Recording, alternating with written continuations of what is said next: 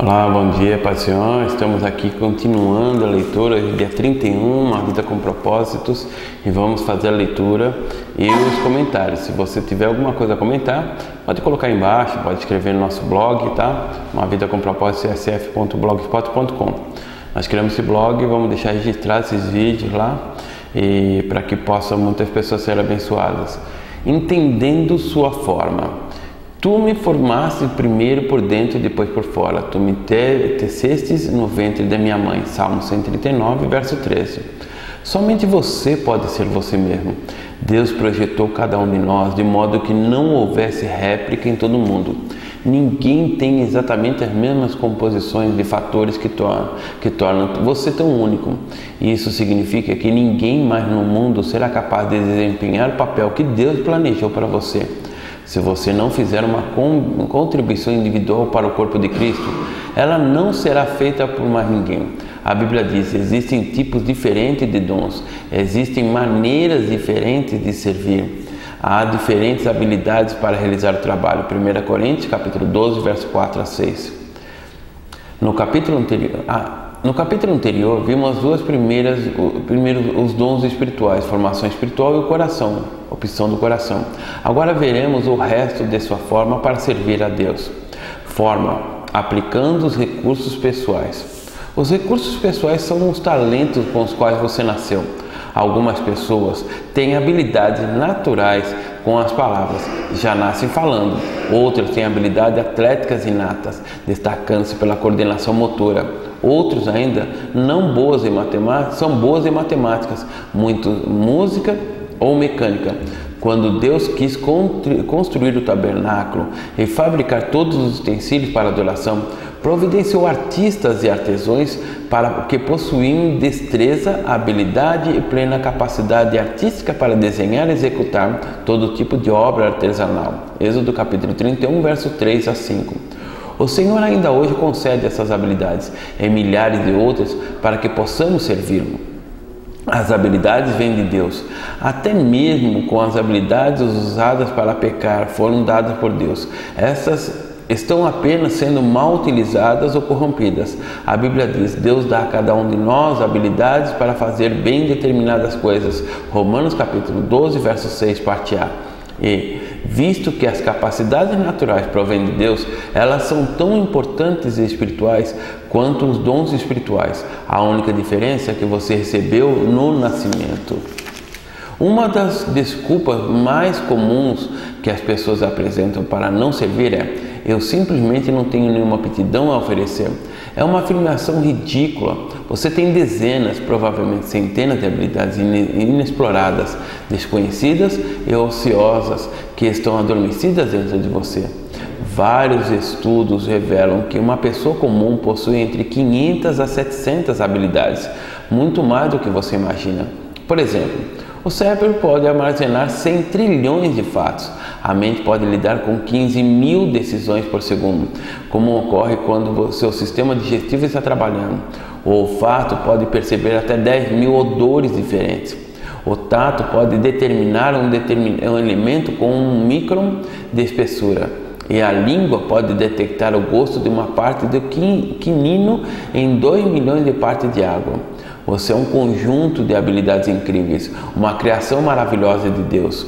Parte da responsabilidade da igreja é identificar e disponibilizar essas habilidades para servir ao Senhor.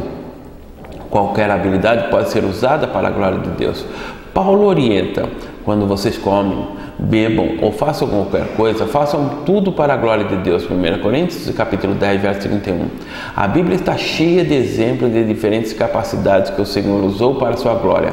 Aqui estão apenas algumas delas: capacidades artísticas, capacidades arquitetônicas, administração, culinária, desenho, embalsamento, bordados, escultura, agricultura, pesca, jardinagem, liderança, gerenciamento, trabalhos de alvenaria, composição musical, produção de armas, trabalhos com agulhas, pinturas, plantio, filosofia, maquinária e muito mais.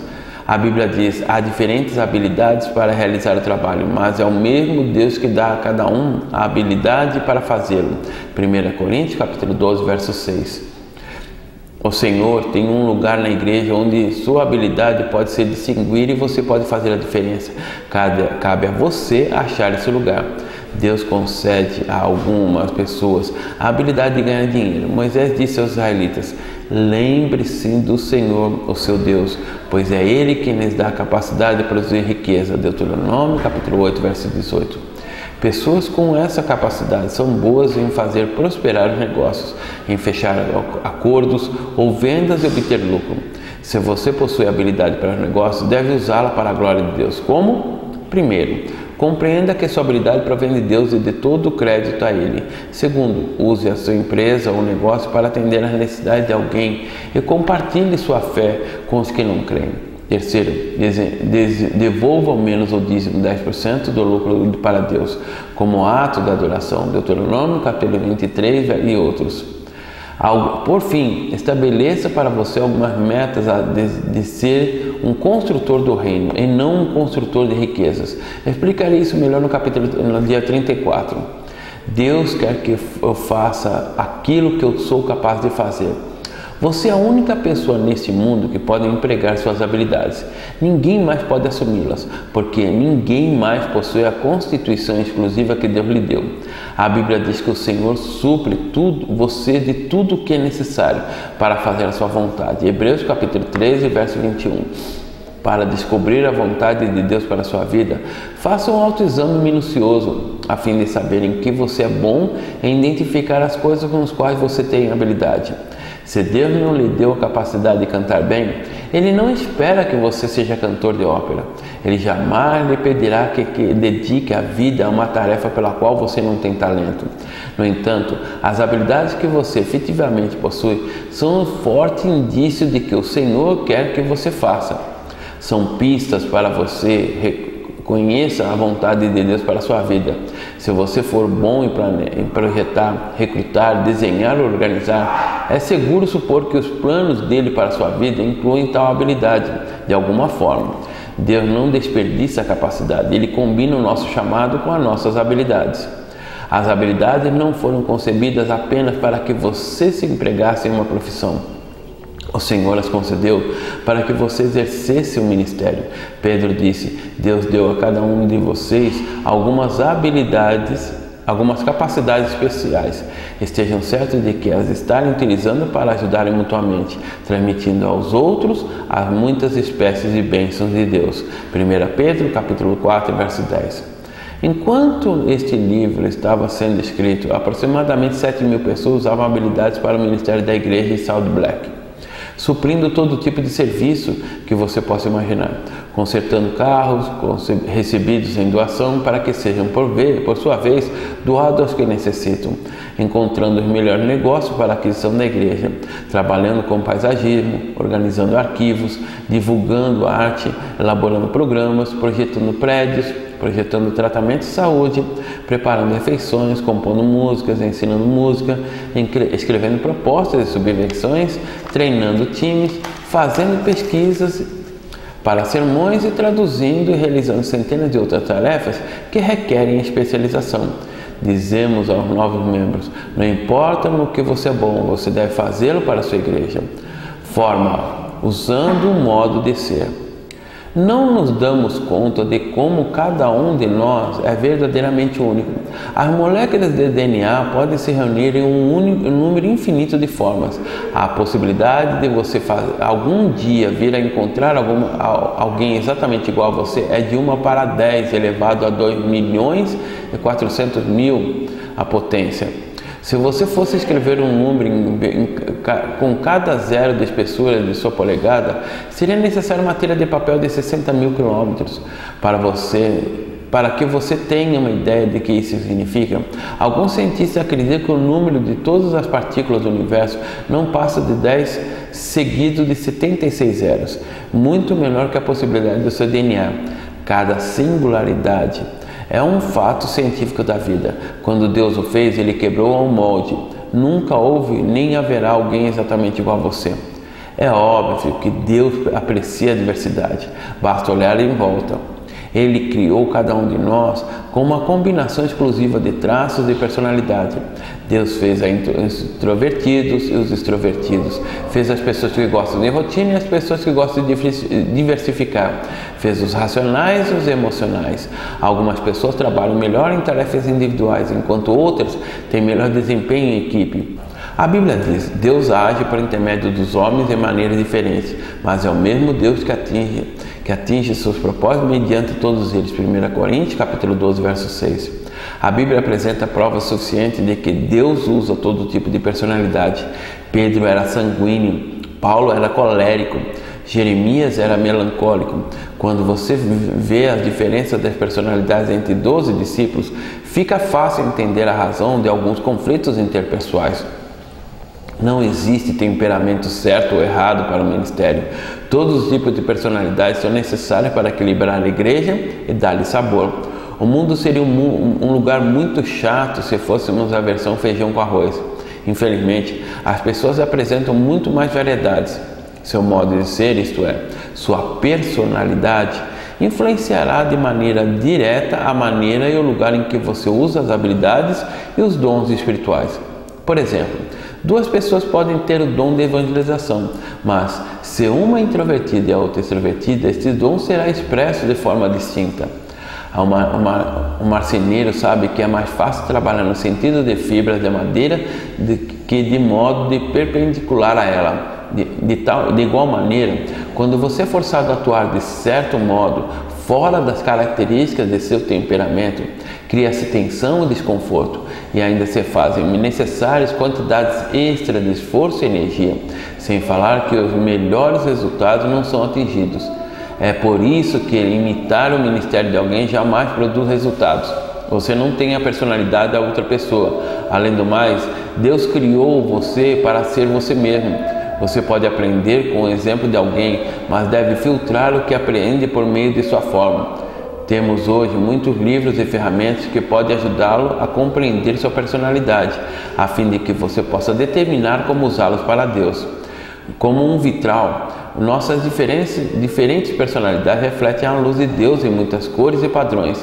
Isso abençoa a família do Senhor com intensidade e variedade e também nos abençoa pessoalmente. É agradável fazer aquilo do qual Deus nos preparou. Quando atua de forma coerente com as personalidades que Deus lhe deu, você se sente realizado, satisfeito e produtivo. Forma, utilizando suas áreas de experiência. Você foi formado pelas experiências que teve na vida, estando na maioria delas além do seu controle. Mas Deus permitiu que acontecessem para cumprir o propósito da sua formação. Romanos capítulo 8, verso 28 e 29. Ao determinar sua forma para servir a Deus, você deve examinar ao menos 6 tipos de áreas ou áreas de experiência do seu passado. Experiências familiares, o que você aprendeu vivendo com sua família.